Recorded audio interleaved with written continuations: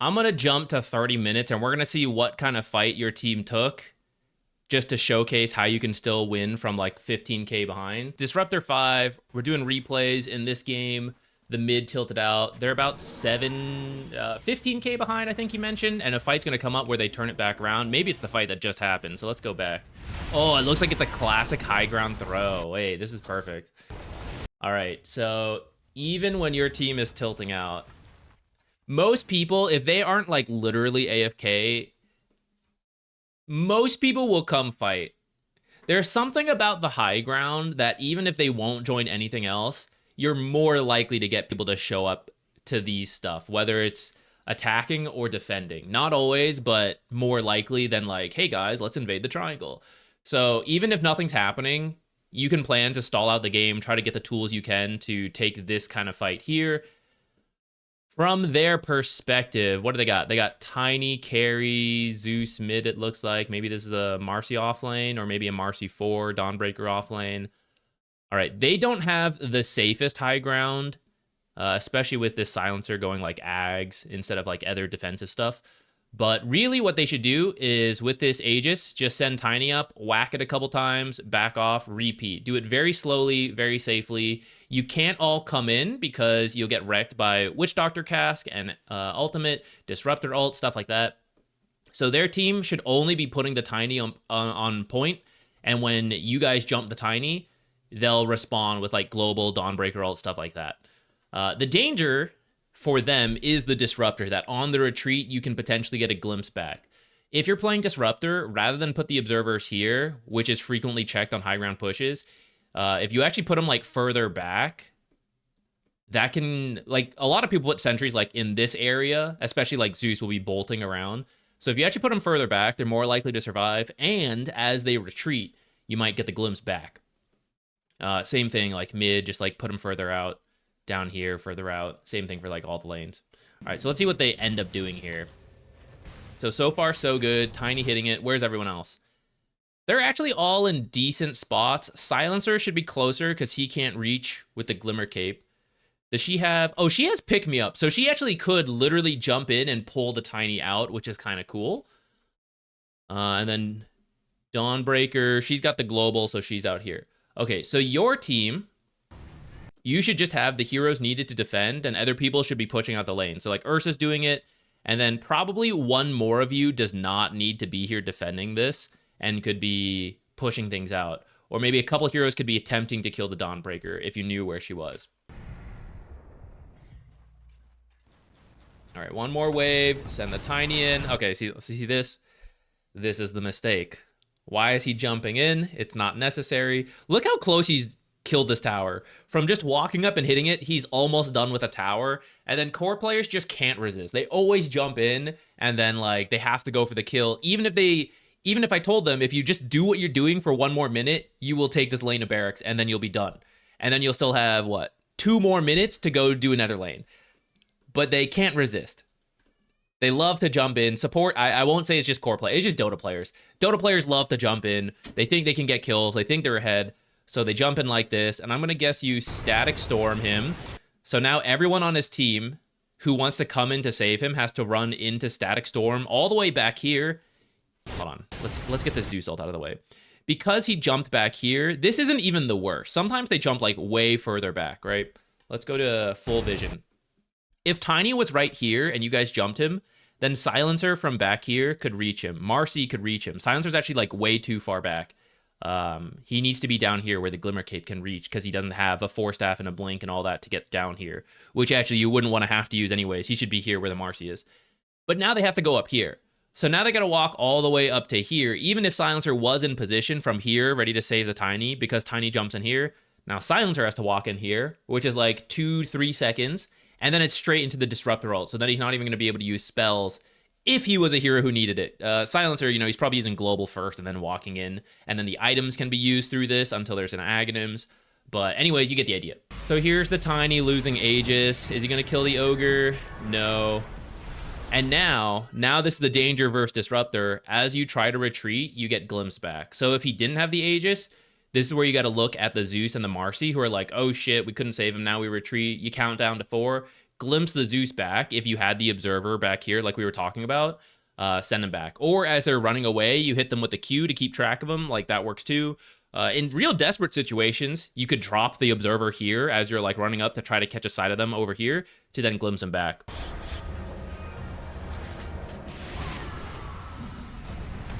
So now they're in real deep. Let's say Silencer had items. He wasn't rushing this Ags. He has the Glimmer. He has Solar, whatever, right? He can't use any of them because everyone who can jump is back here, and they're not paying attention to who can't jump on their team. And because of all this, Zeus, who wants to just sit in the back and peacefully do damage, he's here trying to finish this tower, tanks it a bunch, and then actually just dies to Ursa. He's role-playing me in the last game, just didn't get to do anything, dies immediately in the fight because he's forced to come way too deep to try to help with this stuff. So he's not free to just bolt these people because he has to like run through here, and that opens it up for Ursa to jump him here, whereas jumping in the back here is way more dangerous. And then from here, I mean, they're just like way in your base and they've lost several heroes. It's actually still kind of close as nature of having a 15k gold lead to start. But it's pretty close, actually. He almost did it. Ogre with a double kill? Lol. And then when you make these kind of mistakes, look at that. It's so much money when you have this kind of lead and then you throw these kills. So what is it? 1,000 gold. They get about 1,000 gold for killing the Ursa, but then they give almost... we're just gonna keep it thousands for easy math. 2,000 gold over, and then another 1,000 gold. So like when you do these kind of throws, it's massive. And this should just never happen. There's actually one more lesson I want to take away from this. Potentially. I wasn't looking to see if it happened or not. So when you've been losing really badly the whole game and you finally win a fight, it doesn't really matter where the fight happens. The principle's the same. But odds are it's actually in your base because this is where you have the strongest chance of winning the fight. Supports. Let's go in order. Supports. Warding. You have to go de-ward and try to place wards that are going to survive. Currently, because you've been losing the game for so long and you're against a Zeus, you have very few wards alive on the map. It's a very defensive ward that you were preparing to defend high ground, which is perfectly fine. I'm not flaming you for it. That's just the situation that happens. So you have to go place wards, and it can't be real basic shit like on this cliff. You're going to lose this immediately. So you have to come out, potentially with a gem, but it doesn't have to be. You have to have sentries, though. And if you are going to ward in this area, let's say, right, you have to check. You have to put several sentries, I would say at least 2, to try to remove as much of a chance that they see you ward. So like 1 sentry here to check this, and then like another sentry up here, and then you go, okay, I'm gonna like stick it here or something, right? A little less common than like here and up here and stuff. And so like if they're putting their sentry a little high, maybe it gets out alive. Maybe we just don't do it in here because this is such a commonly checked area. You stick it in the lane. I'd be okay with that. If you can get 1 deep ward down, that helps a lot because you can't all just sit in your base the whole game. One guy's got to like push it out somewhere. So if you can, let's say you're already topside. Let's talk from Disruptor's perspective. If he can make his way through here, de-warding along the way, and make it all the way into here, when the enemy is winning so much, let's actually check their vision. Most of the time, the wards are on the enemy's half of the map. So like here and here. They actually do have 1 defensively, maybe from doing Roche. So this is why as we go through our half of the map, we're de-warding and checking. And when we get to their half, we'll still check a little bit, but less so than our own half, which is more likely to have the observers. And then you need to place an observer. And if they happen to have one that catches you, unlucky. But the idea is still correct. You got to like come over here and try to play something weird. Maybe you have a Quelling Blade or an Iron Talon. You cut this tree, you stick it there. You make your way up here. You put it like way towards the top. If you can cut this tree and place it there, great, right? You're putting it in weird spots that are, you need like 1, even though you've been losing and you've been on your half of the map, you need 1 on the enemy side of the map so that whoever pushes out, like someone like Ursa, pushes all the way here, and you want him to be able to stay up here as long as possible. And if he has an observer topside, he can then like farm topside and see if people come in to get him. And his odds of surviving are increased. But if you don't get an observer down in this time, then it's really tough for your cores later on. Core players, after you win this type of fight, you just have to shove things out as much as possible and try to get to the enemy's half of the map. You have to respect who is still alive, so the level of freedom you have is dictated by that. If it's a full team wipe or it's like silence or support, we're not scared of him. You have free reign to go wherever. So you have to go as far as possible and hopefully get to an objective. So Roshan, if that's up, Tormentor, if that's up, any towers that are alive are also good. You need to make it to their half of the map and then farm their half of the map as long as you can. And then once you get scared, you are allowed to fall back. Unless you're a super survivable hero, then potentially your job is to be hiding up here and then let them... I'll tell you what they're going to do, guys. And we'll fast forward in a moment to showcase it. When they respawn, they're going to come here, they're going to push the lanes out, and they're going to move back to your half of the map. So cores, when you push it out, you're getting farm, and then you're trying to wait and hide somewhere on their half of the map, and they will walk past you, and then you can start cutting waves. If you fall back first, and then the enemy pushed out lanes, you now have to sneak past them to go cut lanes, and you're more likely to die. So the better you can like hide somewhere in the trees, whatever, stay alive, especially if you have several ways to get out and you can take that risk, the better. So let's see what your team does, and let me show you them respawning. Very likely, they TP to wherever there is farm and then just push down. But you see this Ursa? Look, he's coming to farm his own ancients. That's bad.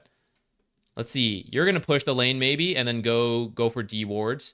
These guys went back to heal. How much health did they have? So it's kind of understandable. They're a little low. But really, who is going to kill this Queen of Pain? Probably no one. It's just a silencer. Like, Witch Doctor's full health, low mana. Understandable. But at the same time, we're wasting precious moments to push out. And the time it takes to walk down here and then walk back out. Unless they plan to TP out. But that means when they push out, they can't TP home. So it's almost better to push out low health and then TP home for the full reset. Let's ignore that for now, because we don't need perfect efficiency in a pub game anyways. So Ursa pushed a lane. That was good. And then he's here. He should be where the Ogre is right now, and he should be going. He should be finishing this creep wave. And then notice it's 29 minutes. So the next camps all just spawned. So even if he doesn't push it further and he starts farming these camps, they're going to respawn. They're going to come out here, and then these camps are going to be gone. And then Ursa's also going to be gone, potentially, and have run down here, and then he's going to be able to farm these. Now, what Ursa's path is that he's going to farm this, then he's going to run out of farm, and he's either going to sit in base doing nothing, or he's going to move to the enemy's half of the map now as they respawn, and then he's going to be trying to farm their half, and then they're going to either kill him, or maybe he gets away, comes back, and he's like, oh, there's no farm here because I did it earlier. So Ursa right now has to be pushing this stuff and farming the enemy's half of the map. This is how you actually cut down the gold lead. Can you guys hear Jupiter? He is meowing up a storm outside. So now he's coming into mid, but now they're respawned. So in the end, did he farm anything on the enemy's half of the map? Did anyone on our team farm anything on the enemy's half of the map? No. Queen of Pain's over here farming our own jungle. Now Ursa's going to come here. Now they're going to run out of farm, and they're going to be back in their own base again. The supports, you were doing some dewarding. Witch Doctor is jungling his own half of the map, right? So we didn't get any deep wards down on the enemy's half of the map. You did some dewarding. You did this one. You ended up placing an observer here, which unfortunately is right into their sentry. If they did Roche recently, you should just assume there's a bunch of observers and sentries in this area and avoid this kind of stuff. If they haven't done Roche, then you can. If they're going to do Roche, though, because it wasn't done and it's up and then they threw and they're like, oh, I guess we should do Roche, then this kind of stuff is probably going to get dewarded pretty quickly. So it should probably be like more over here. It's worse for Roche, but if you're really behind, can you even fight Roche? That sort of depends on you and your interpretation of the game. But one more thing. So I said as they respawn, we'd watch what they did. Zeus. Let's go to his perspective. Respawns, straight TP, straight to farming his own half of the map. Next, Dawnbreaker. Okay, Dawnbreaker's actually going to walk out, walking straight to the lane that's been pushed in. She didn't make it in time, so now she's going to come jungle her half of the map. Tiny, instant TP, straight to farm. Marcy, instant TP. And they're actually making a play right away, which is actually quite good. But you see what I mean, right? They all TP to what you show in front of their face, which is why when you're this team, you have to push stuff in. That will bait the response TPs, and then that'll give you information on like where to hide or if you need to hide.